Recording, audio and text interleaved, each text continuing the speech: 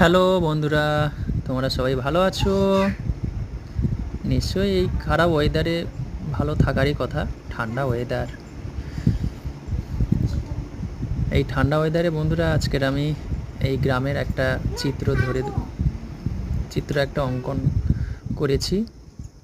বাড়িতে ছোট ছোট ভাই বোনেরা যারা আঁকা শিখছে, তারা এই গ্রামের এই দৃশ্যটি দেখে আঁকলে ওদের মনও ভালো থাকবে এবং আঁকাটাও নিঃসন্দেহে ভালো হবে।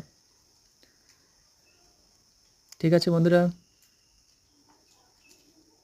সঙ্গে থাকো এবং ভিডিও দেখো।